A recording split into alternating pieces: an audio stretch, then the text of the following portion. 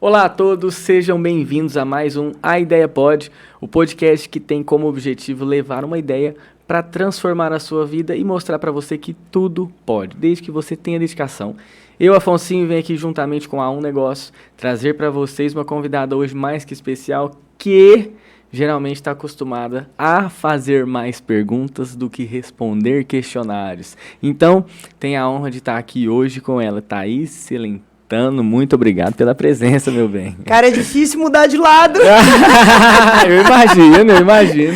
Mas é uma diversão. Oi para todo mundo que está aí acompanhando a gente. Que delícia poder participar desse projeto em que a gente tem a possibilidade de, através daquilo que a gente viveu de alguma forma, inspirar outras pessoas a sair da zona de desconforto, que eu não chamo mais de zona de conforto. Depois te explico por quê. Eu já quero saber logo de cara, então, o porquê que você já tem essa experiência de falar o desconforto e não o conforto. Porque, na verdade, observa assim, toda vez que a gente fala sair da zona de conforto, é algo que você não está confortável.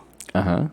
Você está incomodado com aquilo de alguma forma, mas você está tocando porque você está naquele barco, entendeu? Sim. Mas, na verdade, está desconfortável. O que falta pra gente, muitas vezes, é a atitude, a iniciativa de sair deste desconforto. Exato. Então, saindo da zona do desconforto, Thaís, conta pra nós um pouquinho de onde que vem a Thaís, essa história, essa questão. Rapaz, quantas horas de podcast nós temos? O tempo que você precisar. Não, vamos lá. Eu começo... Tudo na minha vida, Afonsinho, é muito legal a gente colocar isso, que por mais que as coisas tenham acontecido de uma forma que meio que natural, quando eu vi eu já estava envolvida, a partir do momento que eu entendia que eu estava envolvida, a minha dedicação sempre foi ao cubo, ao quíntuplo e assim por diante. Então, eu começo... Vamos pegar aí a vida pública, né, de um modo geral, né? Eu em 1997, eu fui Miss Rio Preto.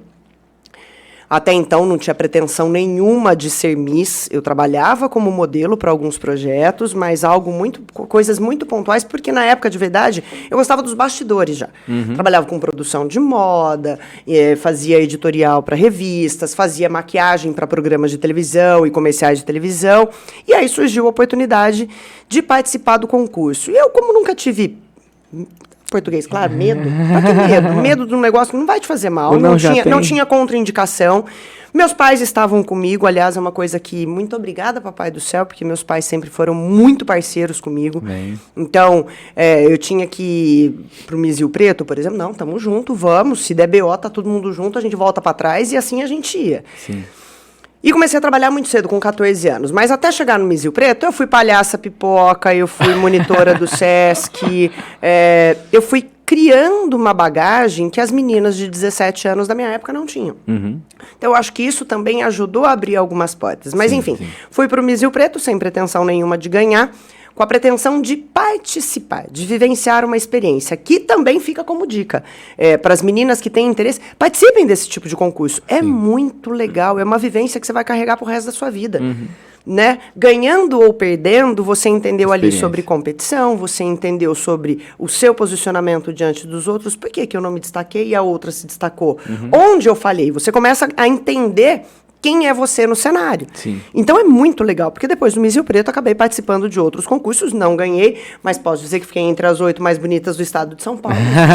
Parabéns, parabéns. Mas, dali, muitas coisas foram acontecendo na minha vida. Dali, eu fui trabalhar como booker de agências de modelo, já trabalhava com mais profundidade na parte de produção de moda, então eu sempre estive muito conectada com a área de moda. E na hora de fazer faculdade... Eu falei, cara, e agora, né? Não tinha faculdade de moda aqui em Rio Preto. Sim. E aí eu falei, eu preciso fazer alguma coisa que me dê dinheiro, porque eu não quero sair daqui. Para fazer moda, ou eu iria para São Paulo, ou eu iria para o Rio de Janeiro, ou vai numa possibilidade muito longe, Curitiba. Uhum. Cara, na época era completamente inviável e eu não queria sair de perto dos meus pais. Eu sou a filha caçula, eu tenho 10 anos de diferença para o meu irmão, 12 de diferença para minha irmã, então eu fui paparicar. Né? Não preciso dizer que eu fui mimada. Mentira, gente, no bom sentido da coisa. Aproveito mas bem. Eu pensava comigo, eu falava, cara, meus pais já estão aqui sozinhos, meus irmãos morando fora. Eu falei, eu também vou sair? Eu falei, mas não, pra quê? Dá para eu conciliar aquilo que eu tenho como sonho com eles e a gente continuar vivendo, e ainda bem que eu fiz isso. Porque quando você chega numa outra fase da vida que você já não tem mais eles perto, aí você fala assim, cara, ainda bem que eu aproveitei tudo que eu podia. Sim. Enfim. E aí eu abri o Classificados, eu falei assim, deixa eu ver o que não falta emprego nessa vida, né? Aí lá, procura-se estagiário de administração de empresas, estagiário de administração, estagiário, eu falei, administração. O máximo que vai acontecer é eu aplicar o que eu conheço em administração de empresas, ou num negócio próprio, ou num processo burocrático que eu tenha, enfim. Fui fazer administração de empresas. Quando eu estava finalizando o primeiro ano de ADM, apareceu a notícia que o curso de moda que existia aqui em Rio Preto, que antes era um braço das áreas de educação artística, iria ser unificado. Olha. Eu falei, opa, agora acho que é a chance que eu tenho de fazer alguma coisa realmente na área que eu tenho paixão. Sim. E fui fazer a faculdade de moda. Tô falando mais que o homem da cobra, né? É isso mesmo, é isso aí que a gente quer ouvir. A gente quer entender o porquê do desconforto. E aí, é justamente isso, sair da zona de conforto, exato, né? Exato. Então, assim, o que dá para você movimentar e adaptar para aquilo que você tá vivenciando no momento? Sim, então, eu sempre fui muito da adaptação. Não dá para fazer isso agora? Beleza, então vamos ajeitar daqui, a hora que eu conseguir, a gente vai. Enfim, fui fazer, então, o curso de moda. O curso de moda é um bacharelado de 3 anos, que isso foi uma mudança do Ministério da Educação, foi muito legal, porque aí você tinha a possibilidade de ter o diploma profissional mais rápido e se especializar depois em outras coisas.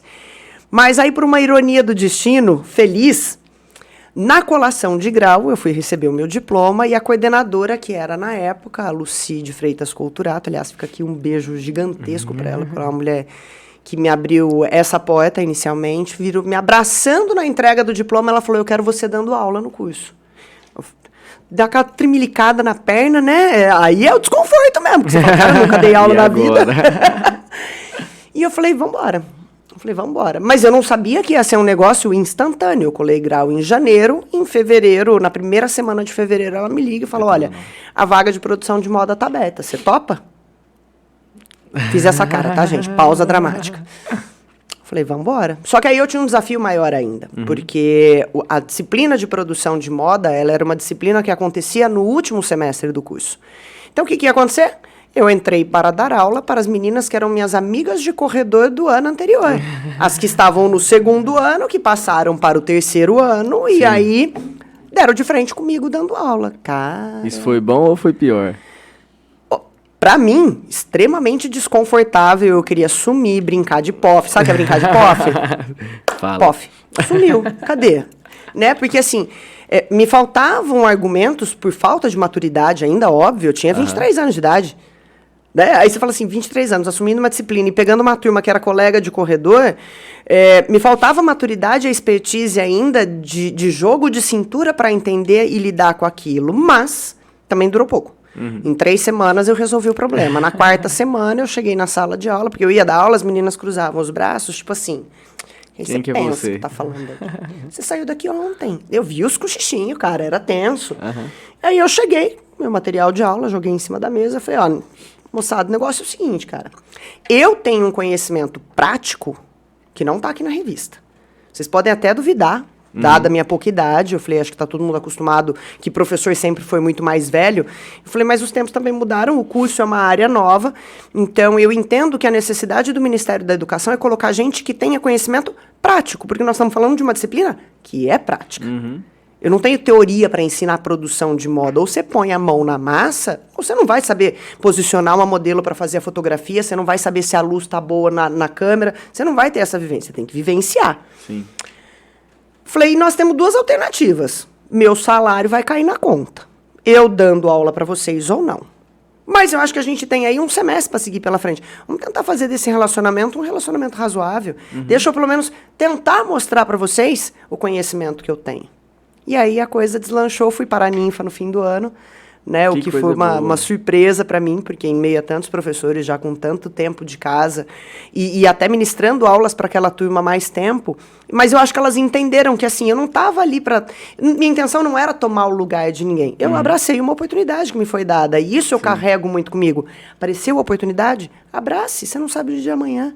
Então eu entrei na faculdade de moda com um sonho e uma projeção de trabalhar com mais produção de moda e futuramente ter a minha confecção, que é o sonho de todo mundo que faz moda, né? Poder confeccionar o próprio produto. Consegui concretizar os 2 e virei professora. Olha lá. E aí o mundo vai te levando para outros caminhos, né? Sim. E aí comecei a ministrar aula, foi muito bacana, uma experiência muito diferente. Ser professor, eu acho que é... Hoje está mais difícil, tá, gente? Mas já foi mais prazeroso, eu acho. Que a gente tinha uma troca muito grande em sala de aula. Eu pego uma transição de geração em que o professor era o maioral, daquela coisa, o professor imposta a voz e é respeitado, para uma fase em que o professor torna-se um parceiro de construção de ideias. Então, eu peguei muito dessa fase. E agora a gente está numa fase em que o aluno olha o professor e fala assim, já eu vejo, vou bater foto da lousa e vou assistir o vídeo do YouTube. Então, eu acho que os professores agora estão enfrentando um desafio muito maior do que eu enfrentei. Sim. Mas faz parte da evolução do ser humano, né? Coisas boas e coisas ruins. E aí, para minha surpresa, um semestre depois, eu recebi o convite para assumir a coordenação do curso de moda. Olha. Então, eu tinha 6 meses como professora e um desafio gigantesco de cuidar da vida de quase 250 alunos, mais 14 professores e administrar isso tudo sem ter experiência. Com 23 anos. Com 23 anos. Então, aí eu já estava perto de completar 24, né?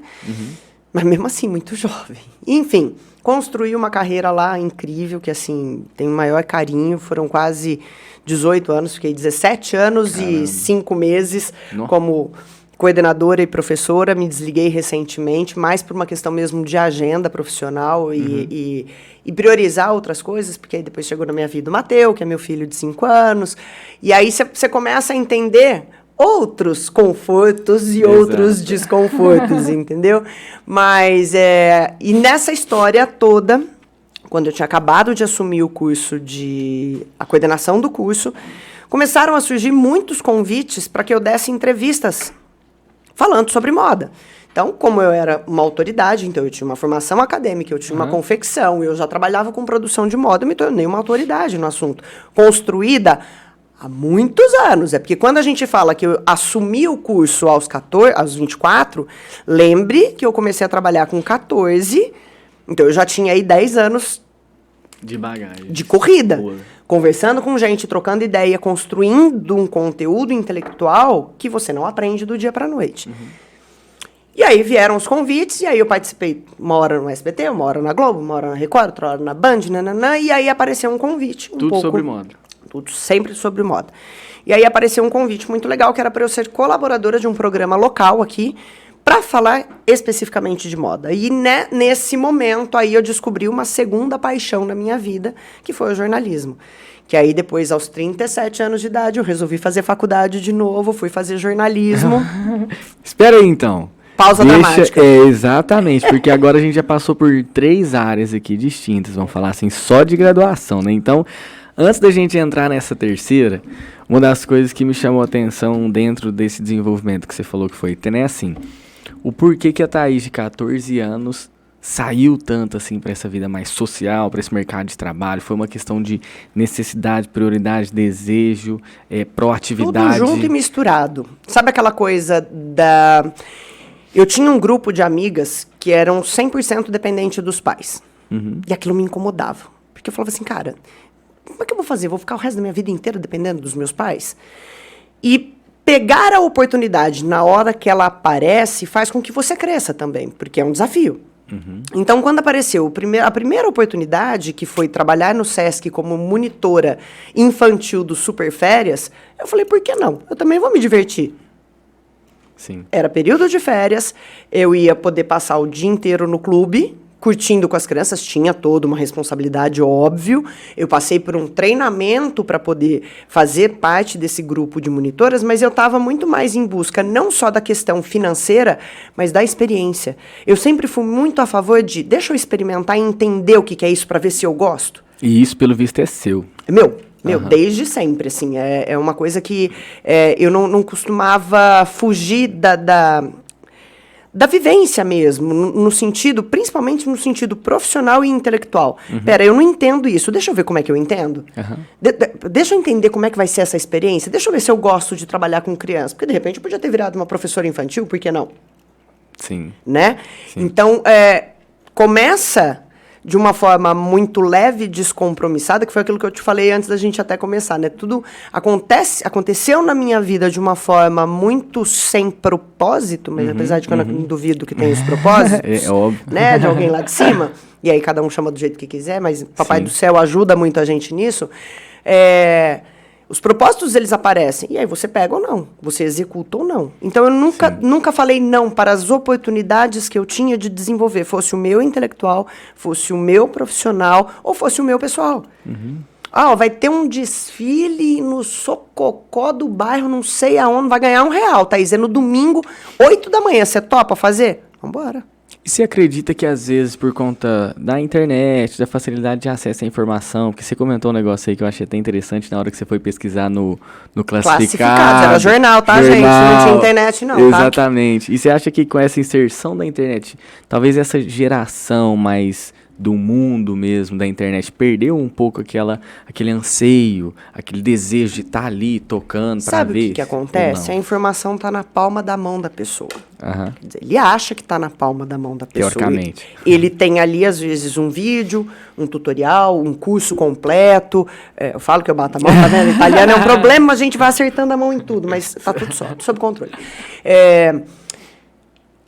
Eu acho que eles acham que estão aprendendo muito, mas falta prática, falta vivenciar, falta o tete a tete, essa troca que a gente tem aqui, olho no olho, mesmo que a gente esteja no digital, se a gente estivesse conversando numa comunicação à distância, numa live, eu sentada de um lado, você sentada do outro, eu estaria dentro do meu espaço, você dentro do seu espaço, quebra. Quebra. Eu acho que breca aí o aprendizado, porque aí qualquer abelhinha que passasse eu ia me desviar a atenção. Não, aqui é olho no olho. A energia é diferente também, né? A energia é diferente, a vibração do espaço é diferente, a energia das pessoas. Eu sou muito disso. Às vezes eu chego perto de alguma pessoa, aquela história do santo não bateu? Não bateu, porque isso é energia. Sim. Agora, se você está à distância, você escuta ou não, você fecha a câmera, entendeu?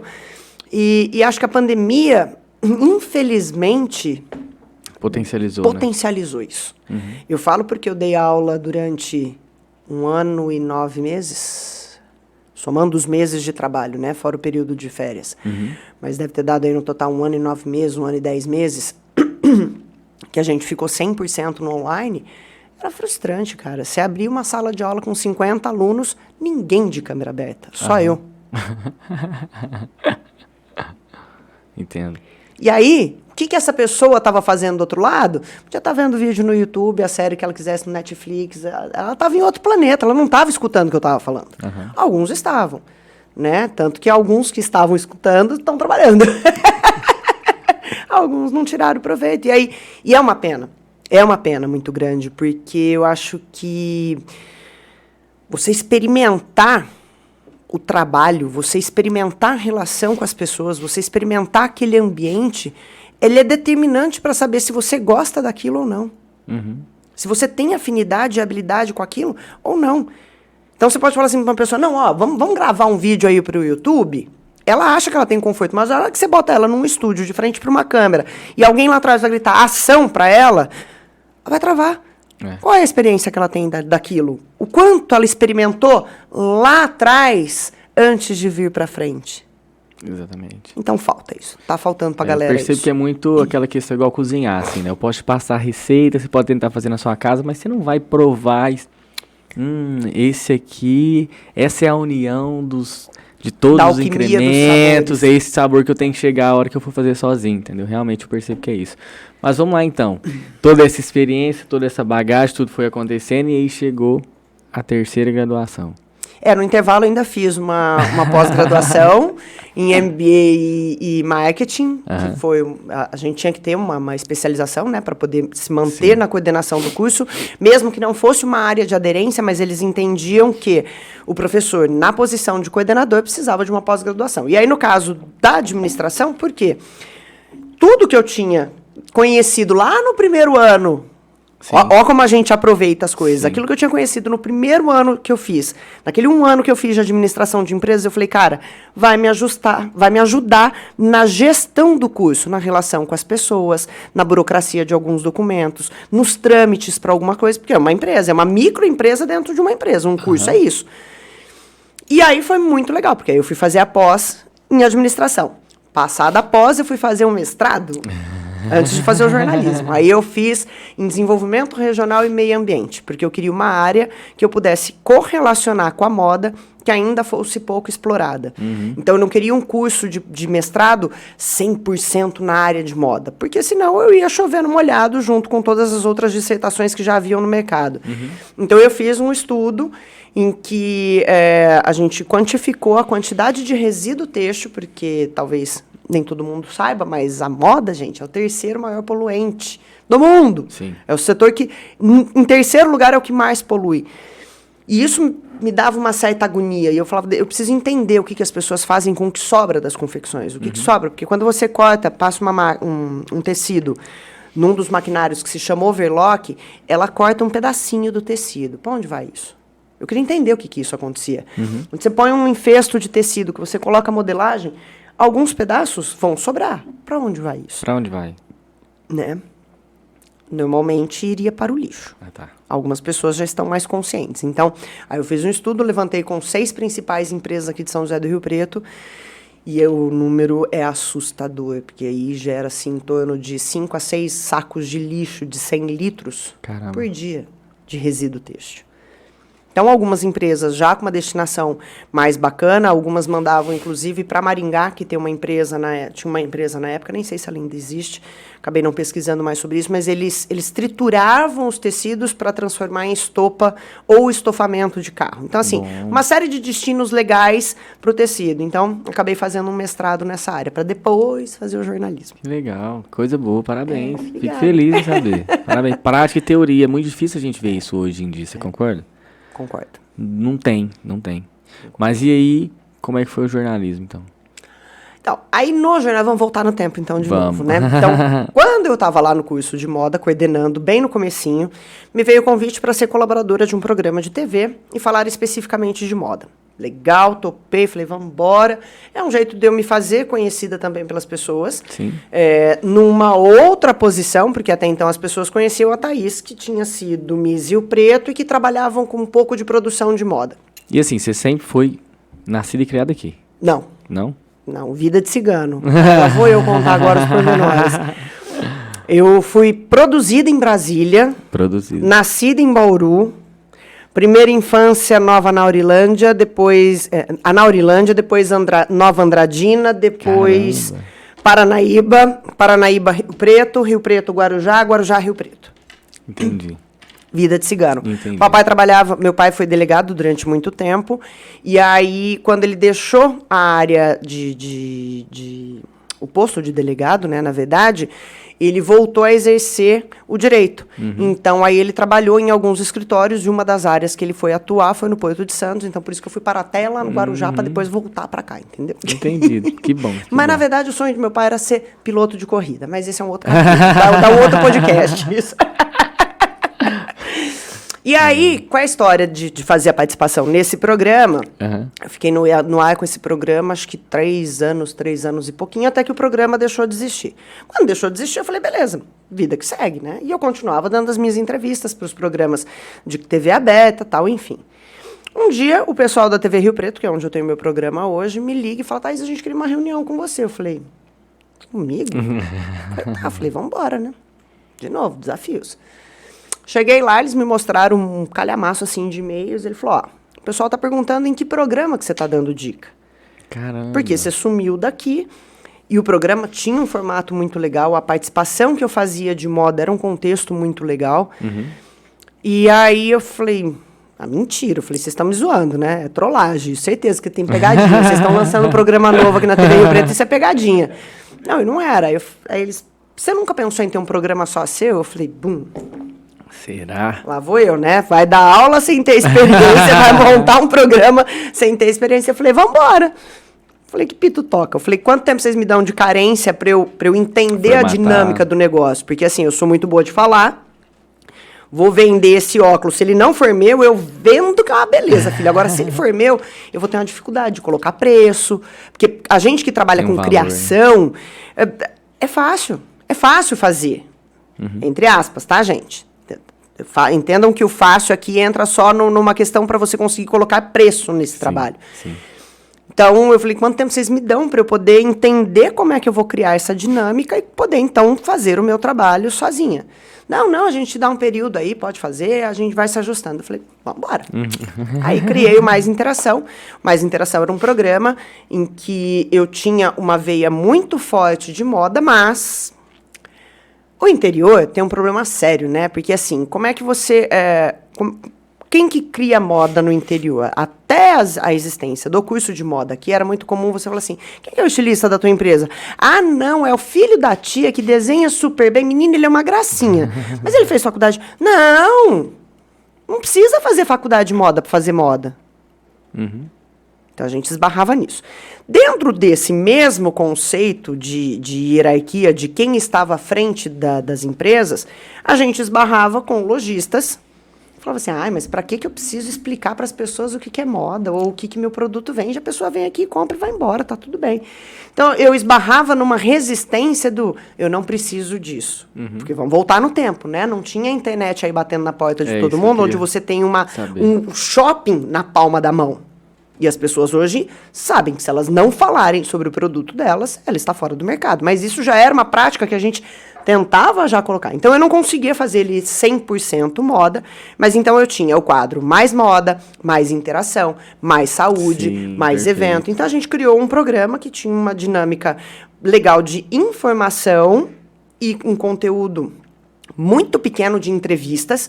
Era mais eu trazendo a informação como se aquilo fosse para a dona de casa que estivesse assistindo, pro pai, aquela coisa mais de interação mesmo, de presta atenção no que eu estou falando, que eu acho que isso é bacana para você. Fiquei com ele 5 anos e meio no ar. E aí veio outra proposta da TV. Outro desafio. Thaís, vamos fazer um programa ao vivo? Falei, ao vivo? E ao vivo é uma delícia, cara. Ao vivo é um negócio delicioso. Eu adorava dar entrevista para os programas que era ao vivo, porque você não tem margem para o erro. Né? Quando é gravada, a pessoa já chega assim, se eu errar, eu posso fazer de novo. Então, ela já chega condicionada ao erro. No ao vivo, você não tem isso. Sim. Você vai e tenta consertar o erro se errar. Mas a chance de dar errado é muito menor do que gravado. Quanto da fluidez. E aí, eu falei, ao vivo, tá. Falei, vambora. Ele falou, mas tem um detalhe. Nós estamos pensando nesse formato, mas num formato diário. Eu falei, oi? Eu falei, não, mas pera, já não bastava ser um negócio assim, novo, nós ainda vamos incrementar esse novo? Não, Thaís, vamos. A gente acredita que você dá conta. Eu falei, beleza, então vamos. Fiz 2 pilotos, só para a gente poder ajustar cenário, luz, como é que seria a interatividade com os colaboradores, enfim. E esse ano eu completo 8 anos de programa ao vivo diário. Pronto, na TV Rio Preto. Na TV Rio Preto. Caramba, e como é que funciona a dinâmica do quadro hoje? Hoje ele é um programa de entrevistas, em que a gente fala de produtos, serviços, eventos, entretenimento. É um programa de A a Z.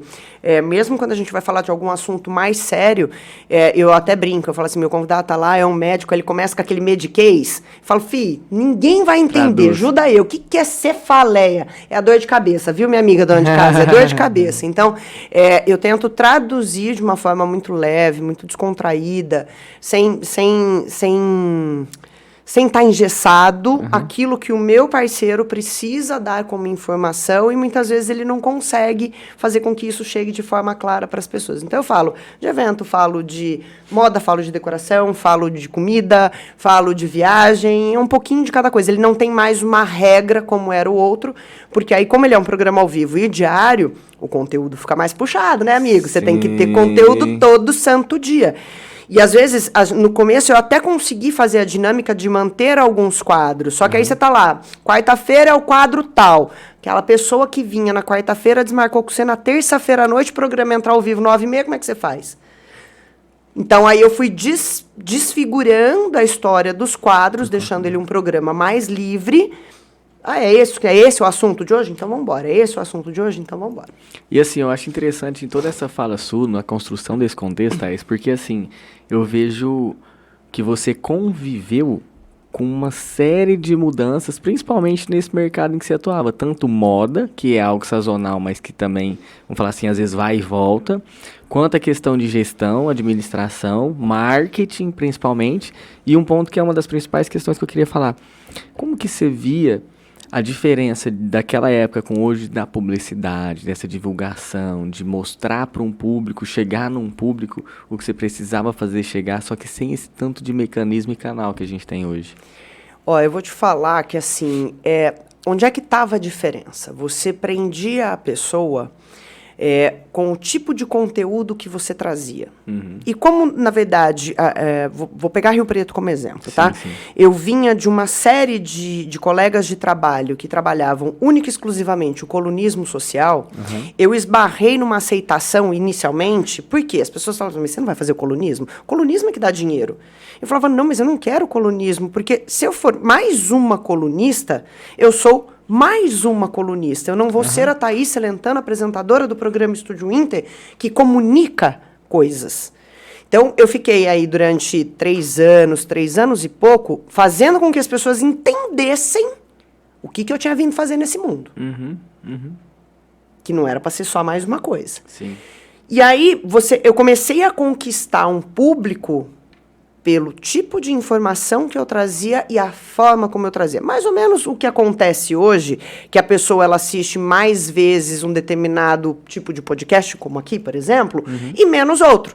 Por quê? Porque o conteúdo que você está entregando, ele vem com muito mais bagagem. Onde é que eu acho que está a diferença hoje, e não chamo de dificuldade lá atrás? Onde eu esbarrava na dificuldade lá atrás? Era um canal fechado, por assinatura. Então, só tinha acesso quem assinava a NET. Com um pouquinho de evolução, a gente conseguiu entrar nas plataformas digitais. Então, eu conseguia transmitir o meu programa ao vivo na TV e no Facebook.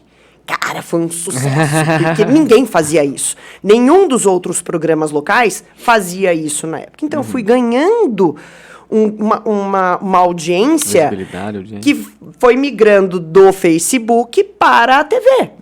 Eu fiz um caminho inverso. Sim. Né? Então eu tinha um público que já me acompanhava na TV e depois eu conquistei um outro público que veio da internet para a TV. Como a gente transmitia ao vivo, era muito legal, porque a gente tinha gente que acompanhava a gente em vários lugares do mundo.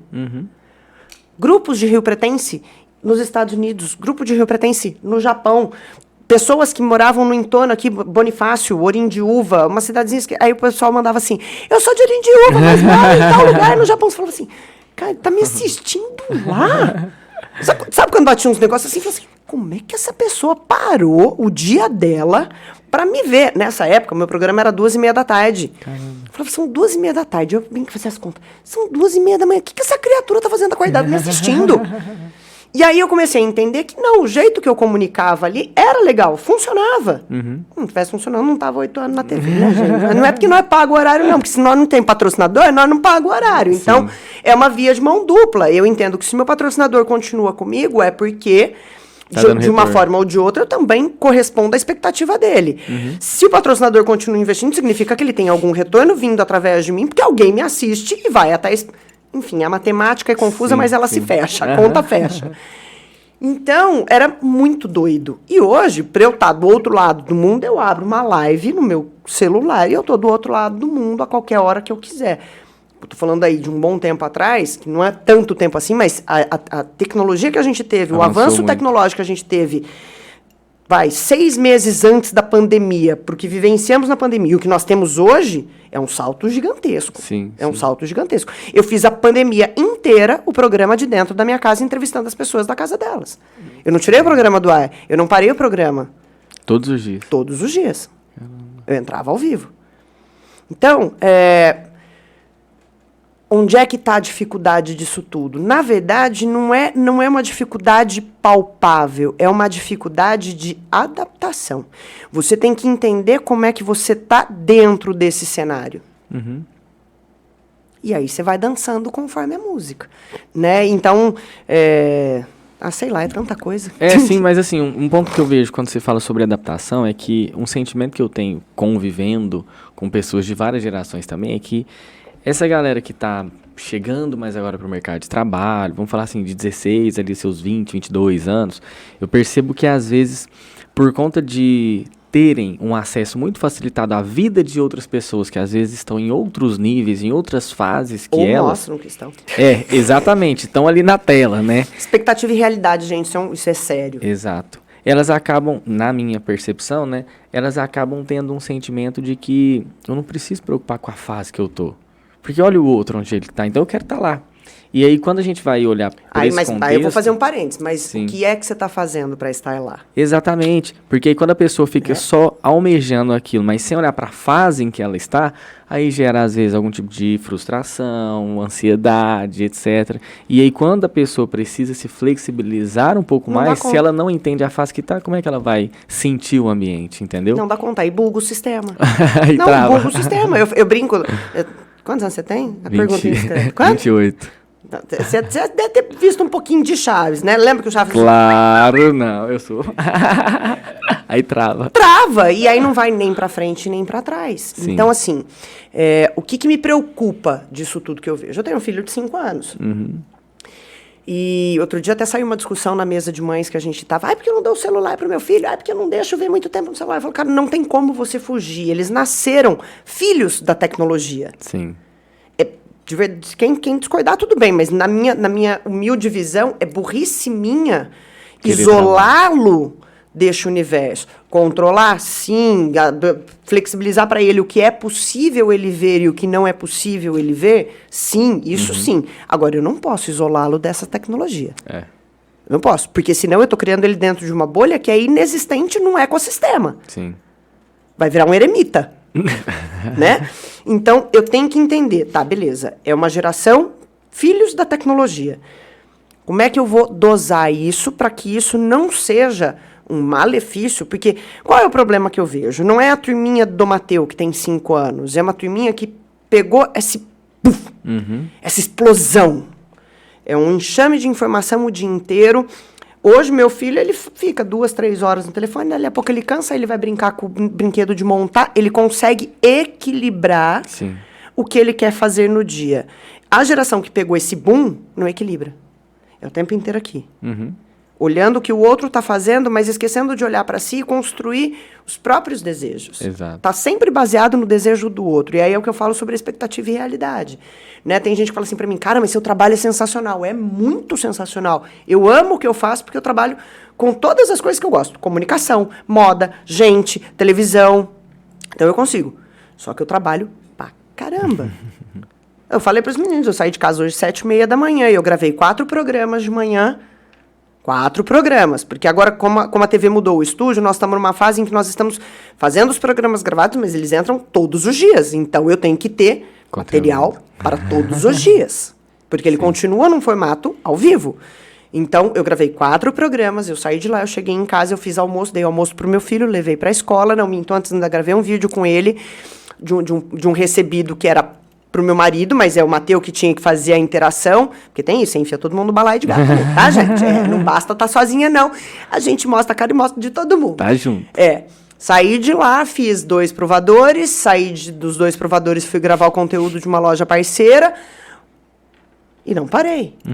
Tô parada aqui agora, e aí a hora que eu sair daqui, eu vou chegar em casa, eu vou dar banho no meu filho, eu vou dar janta pro meu filho, aí eu vou ter a vida da Thaís fora das câmeras. Então, das 7 da manhã, das 7 da manhã às 7h30, 8 horas da noite, quantas horas de trabalho deram? Plugada, no 420. E se eu não fizer isso, alguém vai fazer um pouco além de mim e vai ultrapassar aquilo que eu produzo hoje. Sim. Então, expectativa e realidade, não é só flores. Para eu ter uma foto linda, maravilhosa de um copo, que às vezes eu tô postando lá toda posuda, eu fiquei 5, 6 horas em pé, eu tô com o pé estrupiado de dor, entendeu? Então, isso ninguém vê. E nesse momento, assim, né, óbvio que é um dos pontos que a gente comentou sobre a questão de estar e ter a experiência no ambiente. Vamos falar assim, né, trazer um pouco mais da tecnologia para o mercado físico, para a convivência, para o tato, para o contato. Nesse universo de transições da vida da Thaís aí, dentro dos 8 anos de TV, que hora que apareceu o jornalismo aí para a graduação? Na verdade, foi uma vou chamar de preocupação, mas hoje já nem tem mais isso, né? Eu pensava na possibilidade de, e se amanhã ou depois eu tenho a oportunidade de ir para uma TV aberta e a exigência é a formação acadêmica do jornalismo, e eu não tenho? Então, vamos fazer. Eu não sei o dia de amanhã. Sim. E aí não dá para você fazer uma faculdade a toque de caixa, tá, gente? Você não consegue fazer um curso de 4 anos em 6 meses. Então, assim, na verdade, não era com o intuito de ir para um telejornal de bancada, porque não é meu perfil, ou ir para uma televisão, fazer jornalismo de rua, como tem vários profissionais que eu admiro pra caramba, o Yuri Macri, que é um querido, mora no meu coração, que eu falo, cara, eu não tenho essa a habilidade de estar de um lado de uma cena de crime, por exemplo, e tratar aquilo com naturalidade. Eu não conseguiria. Entendeu? Então eu tenho que entender quais são as minhas limitações. Minha limitação é o programa de entretenimento. É a gente conversar o que nós estamos conversando aqui, igual eu estivesse na sala da minha casa, recebendo 5, 6 pessoas, que na verdade eu estou falando com um monte de gente que eu não sei nem onde é que está direito. E obrigada que vocês deixam entrar na casa de vocês. É tipo isso. Mas é entender quais são as habilidades que você tem. Tem gente, por exemplo, que canta muito bem lírico, e tem gente que canta muito bem o sertanejo, e cada um com a sua habilidade, e são cantores. Sim. Então eu acabei optando por fazer o jornalismo no sentido de, deixa eu ter a graduação. Conhecimento não faz mal para ninguém, nunca matou ninguém por excesso, então vamos ter. Quem sabe um dia, uma oportunidade, uma chance, a gente não sabe o dia de amanhã. Exato. E na sua vida sempre aparece, né? Não é que aparece, não é que aparece, é porque você tá toda hora construindo, então isso aí são frutos também que Outro as pessoas dia falaram veem, né? um negócio muito legal assim para mim, eu estava apresentando um evento corporativo, que aí foi uma outra área que a pandemia me abriu como porta, porque na pandemia as pessoas precisavam fazer os eventos online, mas precisavam de alguém que tivesse expertise para palco e câmera. Não dava para você ter só um negócio, né? E aí um negócio foi puxando outro, um negócio foi puxando outro, um negócio foi puxando hoje. Hoje a minha agenda semanal, eu tenho pelo menos 3, 4 eventos corporativos por semana que eu apresento e graças a Deus continuem contratando. Parabéns, tem que continuar, porque isso e é uma delícia, fortalece. Porque o evento corporativo, ele vai te desenvolvendo outras habilidades. Então, assim, é a presença de palco, é o domínio de você entender qual é a reação que aquele público está tendo, se a tua fala está pertinente, ou se o palestrante que falou antes de você, que você vai entrar ali para fazer a mediação, estava muito morno e você precisa subir a energia do pessoal. Então, isso tudo, quando as pessoas perguntam para mim, mas qual a importância de um mestre de cerimônias num evento corporativo, um simpósio? É isso. A gente faz um olhar de leitura e eu entendo. Se eu preciso cortar o palestrante, claro que de acordo com o contratante, né? Isso nunca é feito da minha cabeça, mas a gente tem uma percepção. Chega o contratante e falou assim, amigo, o tempo dele está estourando. A gente pode fazer a intervenção? Thaís, vai, mete a bronca. Então, aí eu entro com um jeitinho, vou fazendo a intervenção, sem fazer um corte bruto, ou preciso fazer a transição de uma palestra que foi super tensa para uma palestra que vai ser mais elevada de nível, de alto astral, tal. A gente entra fazendo com que a plateia suba com essa vibração. Então, eu falo que a gente funciona mais ou menos que nem DJ de festa. Se você que faz o termômetro da coisa, ou você sobe, ou você desce, deixa mais tenso, enfim. E aí me falaram sobre isso, né? Eu estava apresentando um evento de uma grande empresa aqui da região, e aí a pessoa falou assim para mim, nossa, que legal, né? Eu lembro de você lá atrás, quando você começou na televisão. Eu falei, verdade que você lembra de mim nessa época? Ela falou assim, te acompanho desde então. Eu falei, que legal. Ela falou assim, falei, que bom. Ela falou, e eu fico tão feliz. Ela falou, porque eu vejo a dedicação que você tem para cada um dos seus projetos. Mesmo que eles andem todos juntos, simultaneamente, a dedicação para que todos eles sejam bem executados é que eu acho que faz o meu trabalho ter um diferencial. E aí faz com que outras portas também se abram. Então, dediquem-se àquilo que você ama. Sentado no sofá vendo a vida do outro, não vai conseguir. E nisso aí tudo que você falou, principalmente quando é uma relação que envolve público, pessoas, nós não estamos aqui para falar de mim hoje, tá? Mas de vez em quando eu também canto. Ai, que então, lindo! Dá uma palhinha pra mim? Dá uma palhinha pra mim? Ele achou que eu ia perder agora a minha veia de apresentadora e entrevistadora. Todo cantor... Me lasquei, Marquinhos! Me lasquei! Tem sempre uma primeira vez, tá vendo? Me lasquei, Marquinhos. Vai, eu vou te falar, agora eu não posso, né? Não posso correr, né? Que agora eu cheguei aqui. Agora eu vou te fazer uma pergunta, já que você jogou essa. Cantar eu não sei, hein? Nem no chuveiro. Qual que é o gênero que você acha que eu toco, ou que eu canto? Vamos lá, use a sua sensibilidade para você fazer uma leitura. Amigo, eu sou sensível, mas não sou sensitiva. Márcia, cadê a Márcia sensitiva? Peraí. Olha, num primeiro momento, eu diria que você tem uma pegada gospel. Gospel.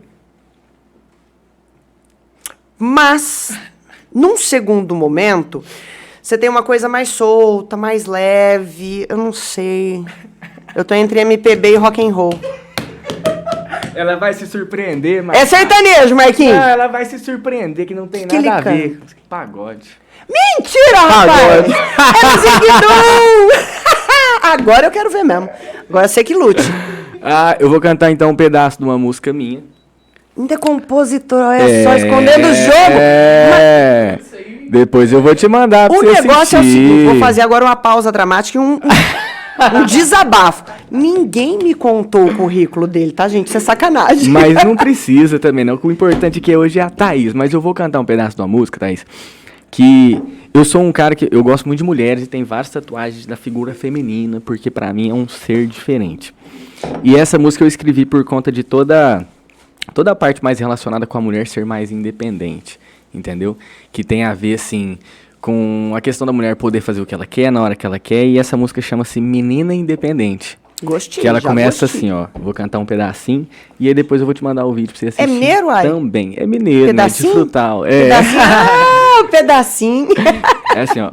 Mas e quem foi que falou que o seu lugar era na pia? Que ela saía e dirigia. Também pegava o metrô.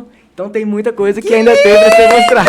Agora eu já vou fazer um Essa é convite nova. aqui para ele no meu programa cantar para mim. Ah, Feito o já jogo? Tá feito. Feito já o tá jogo? feito, fechado. É assim, a gente troca figurinha, tá vendo? Amém. Mas tudo isso tem a ver no ponto que eu entrei pra dizer que é o seguinte. Eu fiz um show esse final de semana que tinham 3 grupos de pagodes no mesmo evento. E até então eles tinham contratado pra gente poder fechar o evento, que eles estavam numa expectativa nesse sentido. E acabou que eles tiveram que trocar por uma questão mais ali interna e a gente foi o segundo grupo a tocar. E aí eu conversando até com o pessoal que estava comigo sobre essa questão de interação com o público. Por quê? Porque acaba que num show com 3 grupos de pagode, querendo ou não, o repertório vai chocar em bater algum uma hora momento, ou outra. E aí eu pedi pro pessoal ouvir depois, assim, perceber a diferença, às vezes, dessas conexões da mesma música com o público. E é o ponto que você falou. A partir do momento que a gente está lidando com pessoas, a gente tem que ter essa sensibilidade de entender o que eles estão nos trazendo de volta. E o que eu percebo muito... E o que eles estão esperando da gente. Exato. Ali, né? Porque o que eu percebo muito, tanto na música quanto na vida em geral, nos negócios também, é que as pessoas talvez, não podemos dizer com toda certeza, mas talvez por conta até da internet, vamos falar assim, dessa visibilidade muito só digital, estão perdendo essa sensibilidade e obviamente que aí acabam se desconectando no momento que estão juntos, entendeu? Então, isso aí, eu até comentei no último quadro, que daqui a uns dias eu acredito que os próximos cursos não vão ser aprenda a vender pela internet, mas sim aprenda a se conectar com pessoas, aprenda a sentir pessoas. Amigo, você entendeu? deve estar por dentro disso tudo, porque você é um cara plugado. Todas as últimas, vou chamar de ondas que a gente tem aí, de febres, de coisas que aconteçam, até... Um ano atrás, o que era o seu negócio na internet? Se você postasse fotos, bombasse de fotos, o teu negócio evoluía, andava. Entrou num processo desse institucional ficar um pouquinho mais elaborado. Então, as pessoas começaram a investir um pouco mais na produção, né? Então, ao invés de ter só a foto do produto, passaram a usar pessoas para fotografar esses produtos. Sim. Hoje, se você não colocar alguém... E não é um alguém qualquer, é alguém que domine o seu produto, que possa se conectar com a audiência que o seu produto já tem. Porque entenda o seguinte, eu tenho meu perfil, eu me conecto com pessoas. As pessoas que estão ali me vendo, elas se conectam comigo no Instagram por conta da forma como eu apresento os meus parceiros. Sim. Porque, na verdade, não dá para eu dizer que eu sou uma influenciadora. Eu acabo usando esse nome por uma questão de rótulo do Instagram, porque é o que você tem lá de disponível. Sim. Mas, na verdade, eu sou uma formadora de opinião. Então, eu uso isso, eu consumo, eu te explico como usar isso. Você passa a usar ou não. A influenciadora, ela entra com uma coisa do... Olha, se você não usar, você não vai ser igual a mim. Aham. Não é essa a ideia. Né? Cada um é um. Nós somos indivíduos, graças a Deus. Então, a partir do momento que eu consumo... Gente, eu gosto disso. Eu uso desse jeito. Não é bacana? Eu tô te dizendo. Você compra essa ideia ou não. E aí, quando você vai falar em nome de uma empresa... Então... Isso é o meu perfil, é a Thaís falando. Agora, eu sou contratada muitas vezes para estar no perfil da pessoa e comunicar aquele produto pelo perfil dela. Uhum. Então, se eu não souber o que é o produto dela, se eu não usar a mesma dinâmica de comportamento que a empresa tem, eu estou criando um personagem falso. Sim. E aí, o que vai acontecer quando essa pessoa chegar na loja? Ela não vai se identificar com as coisas que estão lá. Porque eu não consegui conectar o que a empresa se propõe. Então, o institucional, elaboradíssimo, que entra aí a questão da publicidade e do marketing, que é fundamental, Jesus, o dia que as pessoas pararem de investir em marketing, nós vamos parar. O planeta para. Tudo Sim. é marketing. Eu me vendo, você se vende, o dia inteiro a gente está sendo avaliado por pessoas. Enfim, nós somos produtos. Então, não adianta querer fugir do marketing, gente. Simples assim. Aprenda você pode a ser vender. mais agressivo ou menos agressivo. Só que assim, nas últimas ondas de informação que a gente vem acompanhando humanize o seu perfil. Sim. Mas não é humanizar com foto posada da modelo linda, maravilhosa, que não condiz com o tipo de produto que você vende. Quantas clientes você tem dentro do seu estabelecimento comercial que são magras, com 1,80 m e pesam 40 quilos? Não existe. Esse é um grupo que é minoria. Uhum. Então, quando você posta uma foto com uma modelo, com uma roupa linda, maravilhosa, quem está do outro lado não se enxerga naquela imagem. Exato.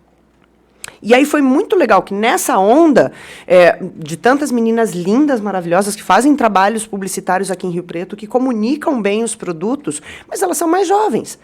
E aí entro eu, com 43 anos de idade, falando de moda de igual para as pessoas e ensinando que, olha, você quer usar o ombro a ombro? Então vou te dar uma dica legal. Você vai botar uma elastiquinha aqui embaixo, vai passar debaixo do braço, vai prender, você vai esconder a alça do sutiã assim, assim. É o truque que a mulher quer usar na vida real. Uhum. Porque eu não saio que nem modelo por aí. Eu tô de tênis, você viu, eu tô de tênis, tô de pantalão. Mas você cria um estilo, você cria uma personalidade. E aí eu me conecto com quem? Com mulheres que têm o mesmo tipo de vida que a minha, que são mães, que trabalham, que têm uma vida maluca, sai de casa, volta, faz almoço, dá banho, faz... É isso. E eu não sou uma menininha de 18 anos de corpo escultural. Já fui. A gente tem que valorizar o passo também, né? Ai, ajuda claro, é óbvio. Mas confesso que estou muito melhor hoje. Verdade. Porque eu acho que a autoestima, ela está muito associada a isso, ao que você tá. Uhum. Não é o que você é. Exato. É o que você tá. Então, hoje, eu tô muito mais brilhante, muito mais inteligente, muito mais perspicaz, muito mais safa de algumas coisas, né? Eu falei que a gente começa a aprender algumas coisas, né? Que nó em goteira ninguém dá, gente. Isso é fato. Nó em goteira ninguém dá. Não compre gato por lebre. Sim. Então, é isso. Expectativa e realidade, pra mim, é isso, entendeu? Quem é você na vida real? Quem me vê no Instagram, quem me vê no meu programa e me encontra na rua, eu sou a mesma pessoa. E qual que é a expectativa da próxima Thaís que vai vir pro amanhã, pro depois do amanhã, dentro do hoje que ela tá vivendo? Cara, se eu te falar que minha cabeça parece um vulcão de ideia... Eu falei até hoje com meu marido sobre isso. Eu falei, eu preciso dar um jeito de... A hora que ela espirrar daqui, as ideias, terem centenas de papéis aqui, para eu começar a separar o que é que eu vou conseguir colocar em prática. Porque... a gente não para de estudar, a gente não para de conversar com pessoas, a gente não para de aprender, graças a Deus, e não façam Amém. Isso, por favor. Não acho que você sabe tudo, porque a gente não sabe. A gente não sabe, a gente está aqui todos os dias para aprender alguma coisa diferente. Tô aqui hoje, aprendi até a cantar pagode. Mas, de verdade, tem algumas coisas aí que eu tenho o projeto, mas me demandam tempo. Então, eu estou numa fase da minha vida em que eu tenho que dividir muito, muito certinho, assim, aquilo que eu faço, porque eu tenho um filho de 5 anos. E eu quero ter tempo de qualidade com ele. Uhum. Eu quero poder construir memórias efetivas e afetivas com ele, né? E se eu ocupar todo o meu tempo com todos os projetos que eu tenho, vai ficar essa lacuna. Então, eu não sei se eu estou pronta para criar essa lacuna e acho que nem quero criar essa lacuna. Então, como até agora na minha vida, todas as coisas foram se encaixando de um modo natural, até o dia que eu descobri que eu estava grávida, me teve que ter um exame de gravidez. Eu falei, meu maridão, meu Deus, eu falei, o que eu faço agora? Onde cabe um neném na minha vida? Ele falou, calma, vai dar tudo certo. A gente deu, Mateu com um mês, estava no estúdio de TV comigo e segue o baile. Mamãe, você vai trabalhar? Bom trabalho para você, te amo. Então, ele já entende qual é a dinâmica e qual é a importância do trabalho na minha vida. Mas ele também é uma parte muito importante da minha vida e que demanda hoje a minha atenção e a minha dedicação em outros aspectos. Sim. Porque centenas de estudos psicológicos, inclusive, falam que a formação do caráter de um indivíduo, ela se faz das relações construídas até os 7, 8 anos de idade. Isso, primeira então, infância. faltam 3 anos, tá tudo bem. Dá pra eu engavetar alguns projetinhos e colocar em prática, porque assim, a velhice, ela tá na cabeça. Né? Quando você para no tempo, quando você para de pensar, quando você para de sonhar, é que você começa a envelhecer. Né? Então, acho que eu pretendo trabalhar até os 90 anos. E tem outro detalhe, né, amigo? Assim, se a gente pegar alguns nomes da televisão, que são algumas referências para mim, Ana Maria Braga foi fazer sucesso a partir dos 43 anos de idade, que foi quando ela explodiu. Entendeu? Tá bom, nós estamos ali no páreo, viu? Tô chegando. Silvio Santos tem uma trajetória que começa um pouco mais cedo, porque ele começa no rádio, mas ele vai explodir mesmo quando ele já estava perto dos 50. Sim. Oprah foi negada em centenas de testes de programas de televisão. Então, assim, tudo no tempo que não é nosso só. Aí volto a dizer, se você gosta, se você se dedica, se você tem um feedback de que o seu trabalho é bom, continue se dedicando. Uma hora, alguma coisa acontece vai de chegar. diferente. Que lindo, que lindo. Fiquei muito feliz porque hoje, dentro de todas essas transições, essas passagens da sua vida, para quem às vezes puder até voltar para assistir esse quadro de novo, comecem a acompanhar todas as partes positivas em relação à proatividade, à energia, à dedicação, à visão, a não se acomodar, a também voltar-se um pouco mais para olhar o mercado e se adaptar. Então, assim, isso é uma das coisas que eu tenho falado muito para todas as pessoas com quem eu convivo, que a gente acha que está perdendo um pouco mais. Entendeu? Nós estamos hoje convivendo com muitas pessoas que querem emprego, mas não querem trabalho, querem dinheiro, mas não querem desenvolver, não querem ser. Querem ter, mas não querem ser, e tudo para ontem. Imediatistas, tudo para ontem. Críticos, um processo crítico com o outro e com si mesmo, que assim, eles são juízes, né, donos da verdade. E eu não sei, eu tenho uma coisa comigo, Afonsinho, que é assim, ó, cara, a gente ganhou um presente de Deus. Sem demagogia, tá, gente? Isso não é apologia a religião nenhuma, mas a gente ganhou um presente de Deus que é estar vivo. A escolha é só nossa. Sim. Do que é que você vai fazer com essa oportunidade. Parabéns. Aí você vai ficar sentado no sofá esperando as coisas caírem do céu? Não existe, gente. Bela Adormecida é fake news. Cinderela não rola. O príncipe encantado não vai bater na porta da sua casa, entendeu? Você beijar um sapo, ele não vai virar um príncipe encantado que vai pagar todas as suas contas. A vida, ela pode ser tão mais leve quando você entende que essa é uma oportunidade que a gente tem de aprender, de se desenvolver, de dar o melhor de si para o outro. E quando eu falo dar o melhor de si para o outro, são experiências, são histórias, são suas vivências, é a forma como você trabalha, é a forma como você lida com as pessoas. Hoje eu gravei um programa que foi muito legal, que a gente falou sobre o filme O Porteiro, vai estrear agora dia 31 de agosto, já fica um merchan para meus amigos lá, mas é um filme nacional que valoriza essa classe. Aí ainda a gente acabou a gravação, eu falei assim, nossa, cara, eu sempre troquei uma ideia com os porteiros. Eu trocava, levava café, sentava para comer sanduíche. São pessoas. Eu não sou mais que ninguém, nem menos que ninguém, somos todos pessoas, nós vamos tudo pro mesmo lugar, gente. E dá uma última palavra aí, uma última ideia para as pessoas que estão nos acompanhando, para a gente poder encerrar com aquele insight, com aquela energia que você tem maravilhosamente forte. Não desperdice as oportunidades. Eu sempre tive comigo que mesmo que você vá para uma experiência que não seja tão produtiva, ou não seja aquilo que você esperava, você está aprendendo como não fazer. E aí você já tirou uma lição. E dali você vai melhorando você mesmo e vai melhorando outras coisas. Então, foi assistir uma palestra. A palestra não foi lá aquilo que você esperava? Já pega os pontos negativos, aquilo que você não vai aplicar na sua palestra. foi para uma entrevista de emprego, você não se desenvolveu bem. Por que você não se desenvolveu? Olhe mais para si. Gente, o espelho fala verdades.